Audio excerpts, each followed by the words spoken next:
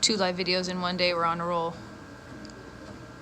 So we just started a VO2 max test on Tiffany. We're going to be changing the name to optimal fat burning test because we are finding your optimal fat burning zone based off your heart rate. So if you saw the video earlier, I was talking about resting metabolic rate, which was in this chair here, which is predominantly about 95% of people's day if they are doing some type of exercise. So when you are trying to become an improved version of yourself, we want to look at what you're doing the rest of the day. So if you're exercising, we want to find out what heart rate you need to be at to burn the most amount of fat, if that's your goal. If you are trying to train for an event, an endurance event, if you're an athlete, we want to get your max heart rate and look at your specific training zones to improve. So very similar to the last test right now, we're getting some readings on her. She just barely started. So here's her heart rate, 104 beats per minute. She is using 12 milliliters of oxygen per kilogram of body weight per minute. That's bumped up. So this number, as with the resting metabolic rate, is very important. As we start to increase her intensity, this number is going to get higher because she is using more oxygen. So as we know, most people want to exercise because they burn more calories. So when we're looking at exercise and fat burning, the more exercise you do, the more oxygen you use, therefore you burn more calories. So that is part of what we want to look at here. So there is a direct relationship with oxygen consumption and caloric burn. Secondly, on this, we are oxidizing fat. So what we're also measuring is the CO2 output. So as fat is being burned, she is exhaling CO2, and we are able to measure that.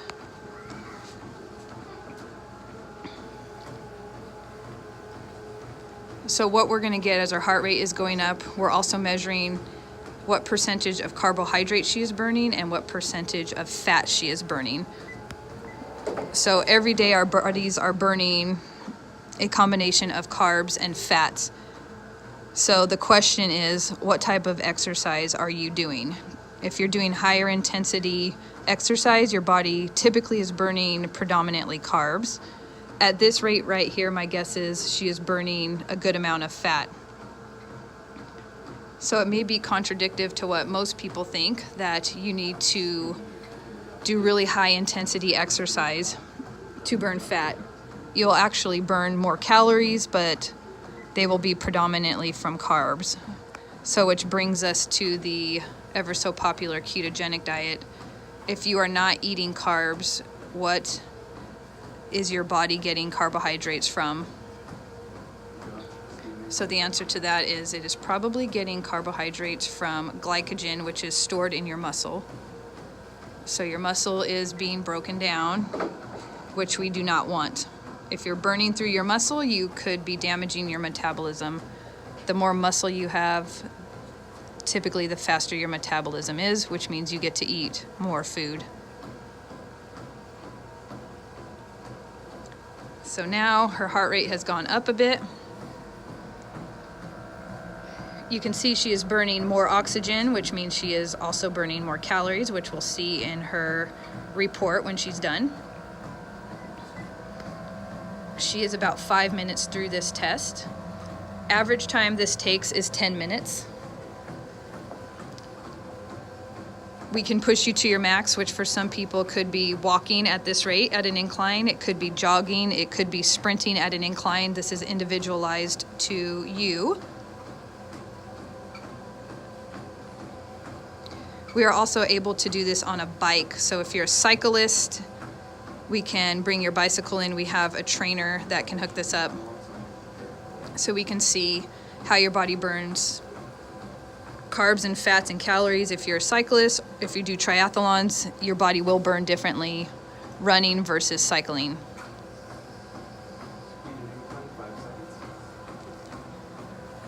So as we're going, we're getting all this fun data.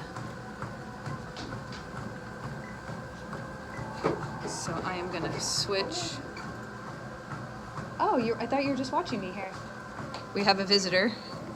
Here's Candace, our nutritionist, looking good. We have Daniel, training, so we have a lot of action going on. So here's a graph we really like to look at here, so you can see it's gradually increasing, which is what we want. Eventually we want to get it closer to this point right here. This is the visualization of her anaerobic threshold. So the anaerobic threshold is the time that you are pretty tapped out and out of breath.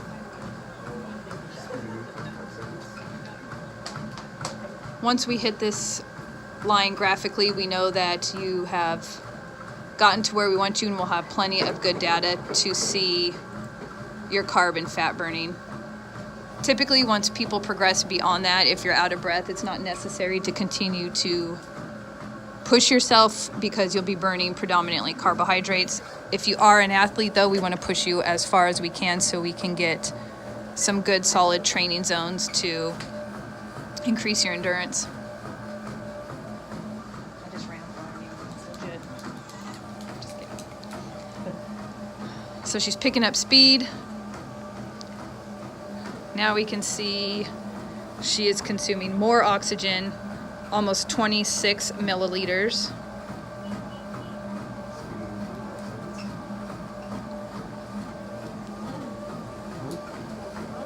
So we also just finished her resting metabolic rate. So what we're going to do is be able to figure out what she needs to eat the majority of the day when she's running around and chasing kids. The rest of the time we're going to be able to target how much fat she's burning.